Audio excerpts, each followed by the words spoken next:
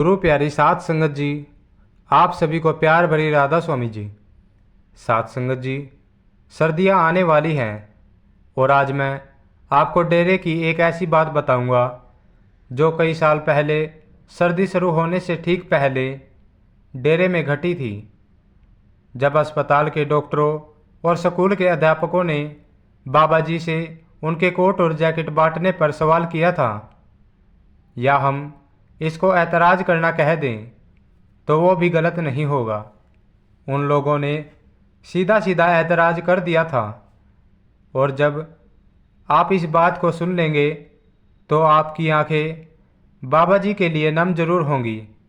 आपसे विनती है कि वीडियो सुन लेने के बाद कमेंट में राधा स्वामी जरूर लिखा जाए।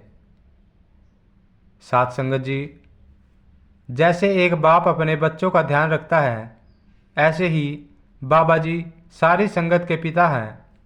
और बाबा जी भले ही अपनी फिक्र करे या ना करे, लेकिन संगत की बहुत चिंता करते हैं।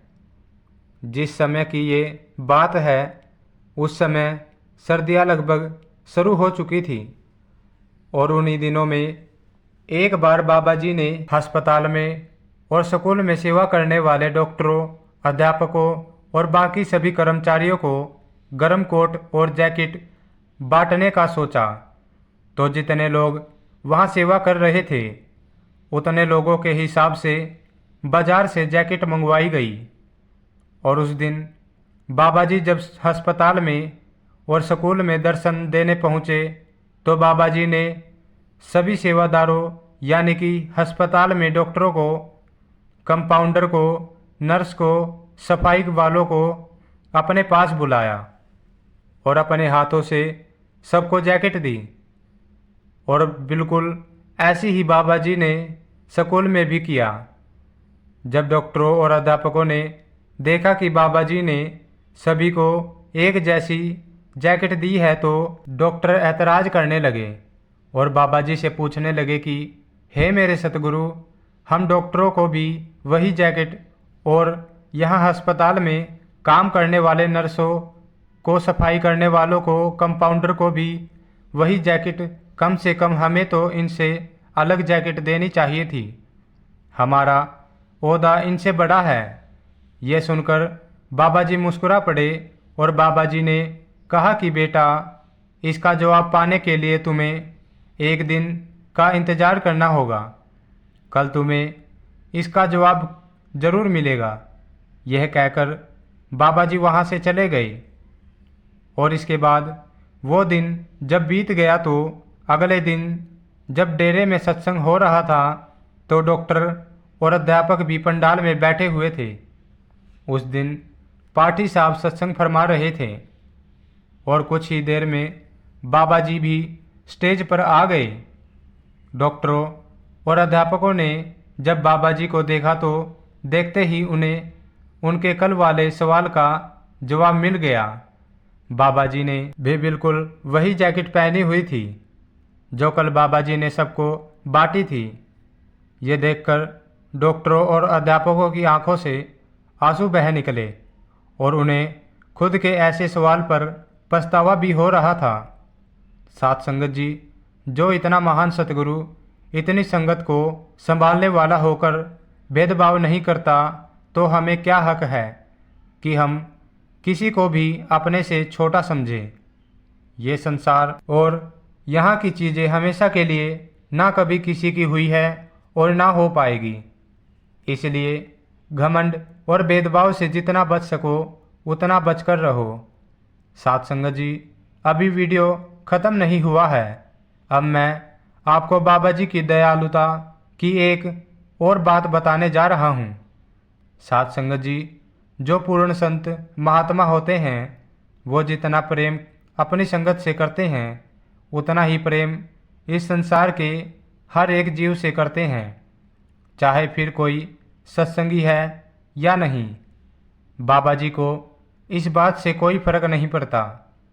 साथ संगत जी, ये उस समय की बात है जब डेरा बहुत ज़्यादा विकसित नहीं था और बड़े महाराज जी डेरे में तो सत्संग करते ही थे, लेकिन आसपास भी सत्संग फरमाने जाते थे। लेकिन जिस दिन की आप ये बात सुनने जा रहे हैं उस दिन महाराज जी ने ना तो कोई सत्संग करना था और ना ही उन्हें डेरे से बाहर कोई खास काम था।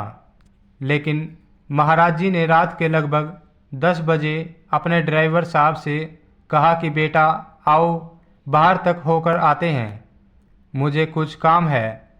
तो ड्राइवर साहब कहने लगे कि महाराज जी अभी तो रात के 10 बज चुके हैं। तो महाराज जी ने कहा कि बेटा कोई डेरे के बाहर मेरा इंतज़ार कर रहा है। तो ड्राइवर साहब उसी समय गाड़ी को लेकर महाराज जी के सामने पेश हो गए और महाराज जी डेरे से बाहर की तरफ चले गए। जब गेट पर सेवादारों ने देखा कि महाराज जी की गाड़ी बाहर जा रही है तो सेवादारों ने एक सिक्योरिटी की गाड़ी को भी महाराज जी की गाड़ी के पीछे लगा दिया। लेकिन महाराज जी ने इसके लिए मना कर दिया और कहा कि बेटा मुझे ज़्यादा दूर तक नहीं जाना और आप चिंता ना करें, मैं ड्राइवर साहब के साथ अभी लौट आऊँगा। ये कहकर महाराज जी डेरे से बाहर निकल गए और महाराज जी ने ड्राइवर साहब को गाड़ी को अमृतसर वाले रोड की तरफ ले जाने को कहा। साथ संगत जी, अब आप सोच रहे होंगे कि आखिर इतनी रात को महाराज जी का कौन इंतज़ार कर रहा था। लेकिन आप यकीन मानिए, आप जब सुनेंगे तो आप दंग रह जाएंगे। जब गाड़ी अमृतसर की तरफ आगे बढ़ रही थी तो एक जगह पर ड्राइवर ने देखा कि एक परिवार है और वो सड़क पर अपनी गाड़ी से बाहर निकलकर खड़े हैं। परिवार में छोटे बच्चे भी हैं और देखने पर ऐसा लग रहा था जैसे उनकी गाड़ी इतनी रात को खराब हो गई है और वो किसी मदद का इंतज़ार कर रहे हैं। जब महाराज जी ने उन्हें देखा तो महाराज जी ने गाड़ी को रुकवाया और गाड़ी से उतरकर उस परिवार के पास गए और उनसे वहाँ इतनी रात को रुकने का कारण पूछा।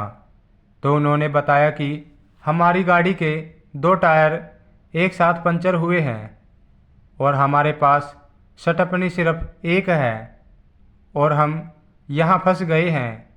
हमें समझ नहीं आ रहा कि इतनी रात को किससे मदद मांगे।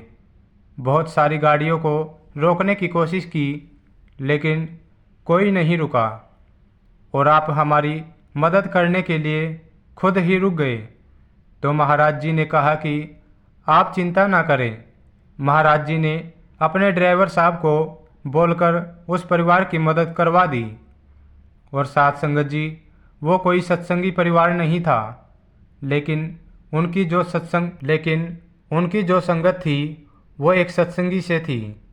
मतलब उस परिवार के साथ उनकी गाड़ी में एक सत्संगी बीबी भी सफ़र कर रही थी, जो उस समय गाड़ी के अंदर ही बैठी हुई थी और अपने छोटे से बच्चे को सुलाने की कोशिश कर रही थी, जिस वजह से गाड़ी के बाहर अंधेरे में उस बीबी को सिर्फ इतना ही नज़र आ रहा था कि कोई दूसरी गाड़ी उनकी मदद करने के लिए रुकी है। इधर ड्राइवर साहब ने अपनी गाड़ी से सटपनी निकालकर उस परिवार की गाड़ी में फिट करवा दी और जब उनकी गाड़ी चलने लायक हो गई तो परिवार के लोग महाराज जी का बहुत शुक्र करने लगे और उनसे पूछने लगे कि सरदार साहब आप कौन हैं और कहाँ रहते हैं? हम 2-3 दिन में आपकी गाड़ी से ली गई सटपनी को आप तक पहुंचा देंगे। तो महाराज जी ने कहा कि बेटा इसकी कोई ज़रूरत नहीं, आपका काम चल गया, मेरे लिए इतना ही बहुत है। तो परिवार के लोग कहने लगे कि लेकिन अगर कभी हमें आपसे मिलने आना हो तो हम कहाँ आए? तो महाराज जी ने कहा कि यही पास में एक डेरा है, वहाँ पर मैं सेवा करता हूँ, आप जब चाहे आ सकते हैं। ये कहकर महाराज जी अपनी गाड़ी में बैठ गए और ड्राइवर साहब को गाड़ी को वापस डेरे की तरफ ले जाने की बात कही। ड्राइवर साहब भी समझ गए कि महाराज जी इतनी रात को अचानक यहाँ किस लिए आए थे, ड्राइवर साहब ने गाड़ी वापस डेरे की तरफ ले ली और इधर जब वो परिवार अपनी मंजिल की तरफ आगे बढ़ा तो कार के अंदर बैठी सत्संगी बीवी ने जब पूछा कि किसने हमारी मदद की, तो उन्होंने बताया कि वो किसी डेरे की बात कर रहे थे और वो कह रहे थे वो वहाँ सेवा करते हैं। बीवी को सुनकर बड़ी हैरानी हुई। बीवी ने जब पूछा कि जो हमारी मदद करके गए हैं क्या उनके पास एक लंबी सी गाड़ी थी और उनके साथ उनके ड्राइवर भी थे, तो परिवार के लोग कहने लगे कि हाँ, वो एक लंबी गाड़ी में थे और उनकी गाड़ी कोई ड्राइवर चला रहा था। ये सुनकर बीवी एकदम थोड़ी एक्टिव हो गई और उसने अपने पर्स में से महाराज जी के स्वरूप को निकालकर परिवार वालों को दिखाया और पूछा क्या वो यही थे, तो परिवार वालों ने कहा कि हाँ, यही तो थे, लेकिन उनकी फ़ोटो आप अपने पर्स में क्यों रखती हो। बीवी की आंखें भर आई और बीवी रोते रोते कहने लगी कि वो सच में डेरे में सेवादार ही है, वो वहाँ के सतगुरु हैं, बड़े महाराज जी हैं। मैं कितनी बदनसीब हूँ जो मेरे सतगुरु यहाँ तक आए और मैं गाड़ी के अंदर ही बैठी रही। ये कहकर बीवी बहुत रोई और कहने लगी कि हे मेरे सतगुरु, मैंने तो सिर्फ अपने मन में आपको कहा था कि हे मेरे सतगुरु, इतनी रात को छोटे छोटे बच्चों के साथ हम यहाँ फंस गए हैं, कुछ भी घटना हो सकती है, इससे पहले कि कुछ हो आप हमें मदद पहुँचा दो। और आप खुद ही इतनी रात को मदद करने पहुँच गए। बीबी का रोना बंद नहीं हुआ और बीबी जिस परिवार के साथ सफ़र कर रही थी उनका दूर दूर तक परमारथ से कुछ लेना देना नहीं था। वो भी महाराज जी की ताकत को मान गए और उनका रुझान परमारथ की तरफ ऐसा हुआ कि बहुत जल्दी वह परिवार भी एक सत्संगी बन गया। साथ संगत जी, इस परिवार ने उस सत्संगी बीवी की संगत कर रखी थी, इसलिए उस परिवार का भी भला हो गया। इसलिए हमेशा समझाया जाता है कि अच्छी संगत करो। जब हम अच्छे लोगों की संगत करते हैं तो हमारा भी भला हो जाता है। अच्छी संगत वाली बात पर आधारित पर मैं आपको एक छोटी सी और बात बताता हूँ। एक सत्संगी भाई अपने एक दोस्त के साथ कार में कहीं जा रहा था और कार बहुत बड़े एक्सीडेंट होने से बाल बाल बची। सत्संगी भाई जिस दोस्त के साथ सफ़र कर रहा था वो एक सत्संगी नहीं था और वही कार को भी चला रहा था। कार सड़क पर अपनी मंजिल की तरफ बढ़ रही थी और उन दोनों में हाईवे भी ज़्यादातर सिंगल ही हुआ करते थे। जब सत्संगी भाई के दोस्त ने आगे चल रही एक गाड़ी को ओवरटेक करना चाहा तो सामने से एक ट्रक बड़ी तेज़ी से आ रहा था और सत्संगी भाई के दोस्त ने कार को दूसरी तरफ मोड़ लिया और दूसरी तरफ एक नहर थी और कार नहर के एकदम किनारे पर जाकर एक पत्थर के सहारे रुक गई। अगर वो पत्थर ना होता तो कार नहर के अंदर गिर जाती। फिर आसपास वहाँ लोग इकट्ठा हो गए और सबने कार को रस्सा बांधकर पीछे की तरफ खींचा और इन दोनों लड़कों की जान बच गई। जब ये बात सत्संगी भाई के दोस्त के घर पता चली तो उन्हें बड़ी चिंता हुई और उन्होंने इस बात का जिक्र एक बड़े पंडित से किया। वो पंडित इस परिवार के बहुत करीबी थे और ये लोग उस पंडित पर विश्वास भी बहुत करते थे।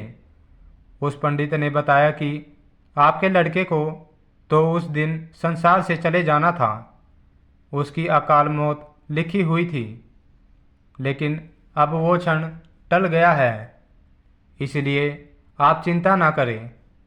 फिर आगे पंडित ने पूछा कि क्या उस दिन आपके बेटे के साथ कोई और भी सफ़र कर रहा था, तो घर वालों ने बताया कि उसका एक दोस्त भी उस दिन सफ़र कर रहा था।